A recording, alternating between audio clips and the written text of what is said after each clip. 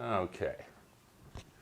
Let's talk about leaving the country once more time, although this occasion it's going to be much, much better. So just last night, if you tuned into my last video, I was talking about how I had all these shenanigans at the airport where, given the validity period of my previous passport, I learned which countries you can go to if you don't have 6 months remaining on your passport, which is a number of countries, but you should know which they are so you don't get surprised by it. But since that has been dealt with, since I no longer have to worry that at the border will I have a passport that's valid for a long enough period, I'm clear. I got a clean bill of health for travel, let's say.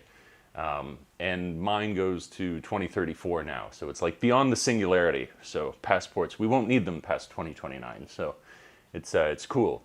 But why I'm really, really excited is because I'm gonna go to Vietnam.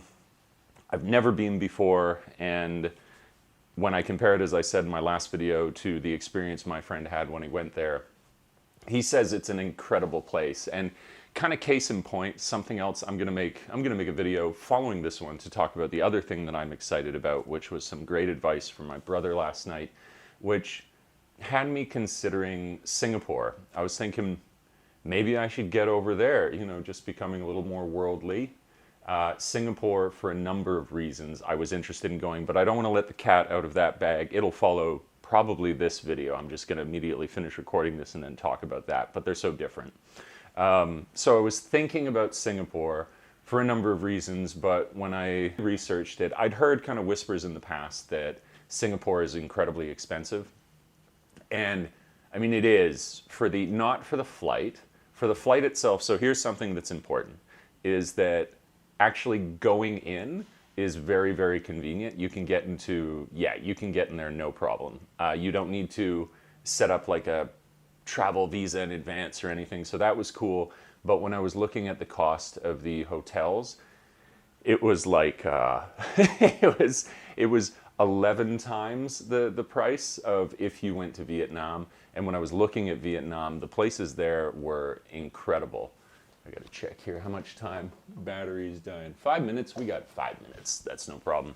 So noting that the price was 10 times what I would ideally like to pay, given that I'd looked a little bit at Da Nang and seen that it's so affordable, I was like, okay, for sure.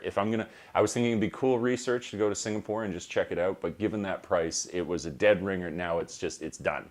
I'm definitely going to go to Da Nang and look it up. I mean, I'm not going to flash any pictures or anything like that, but you got your international airport right here, and then you've got the coast right here, so you can take your 3-minute cab ride out to here.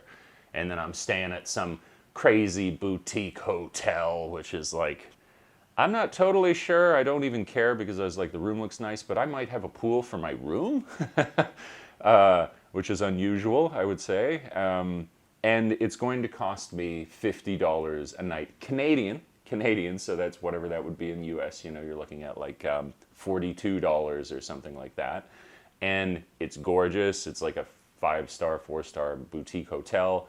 I'm gonna go from the 7th until the 10th, because since I'm going over there and my friend's going back to Scotland, and we're just going to be remote wherever we're working, I was like, there's no great rush to get back here, aside from I'm not going to blow a bunch of money on a hotel room, even if it is affordable. So I'm going to go for a couple days. I'm going to do some take some photos, take some video, make stuff like this now that I'm like so mobile with everything, and get a little bit more of the Southeast Asia, what is it actually like in the surrounding area. So that's really exciting for me. One very significant country that I'm interested in visiting, and particularly since I learned about it from my friend, that this was a great place to go. So that's going to happen soon, and I feel all over my business now, because last time all the shenanigans that happened, but last night I was like, confirm the passport, confirm. The other thing you have to do as a Canadian citizen if you're going to go to Vietnam is you have to register like a travel visa for that period of time. It's not terribly expensive, but you got to do that beforehand, so I've done that. Hotel, flights, great flights too. That's awesome. Very happy about that. yeah, not going to have to spend a bunch of money. Everything's dirt cheap. As I say, I got 3 nights in this 4-star boutique hotel for 150 Canadian, which is absurd. I'm going to be able to kind of expand the footage, test out the Canon R5C in a great environment, which I'm looking forward to. And it'll very much mark a transition period again, going from like a great chapter has ended that my work partner will return to his country for now. I mean, it is a little bit like business as usual. We are polishing and we are finishing, but of course, you know, he's been here for 7 or 8 months or whatever it is. We've been working together since the boot camp last June. Like, it's the end of an era, you know. It means a lot to me, and I know that he'll continue to give his time to the project, but I appreciate so much, even in the exchange of money. You have to realize that they can do whatever they want, right? It should never be lost on you that people are free to go where they please, and just because you're getting paid a salary, that they could be paid any salary, especially competent people, so that when competent, hyper-intelligent people work on your projects for you, I think a best part of management is to be aware of what's contributed by your members. So we'll have to do something special. I haven't determined yet whether it's like a steak dinner or, you know, whiskey and cigars or something like that, but we'll definitely do something that puts a pin in it and kind of celebrates the conclusion of this period of time. But there it is. Yep, gonna go to Vietnam. I'll like do all the sharing and all this kind of cool stuff. Yeah, a little update for you, and as we get closer, if I have any revelations about it or what I might do, I'll also share them. If you've been to Vietnam, I'd love to hear. This isn't manipulation. I'm not just trying to get you to comment. I genuinely, when I ask, I want to know, like, have you been to Vietnam? Do you know anything about it? Because I've definitely had a few people, even as I arrived in Thailand, that chimed in and were like, hey, this is cool, by the way.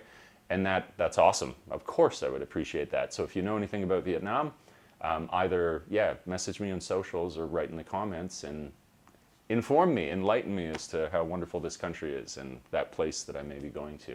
All right, that's it. Don't do anything they tell you to do at the end of YouTube videos. Catch you later.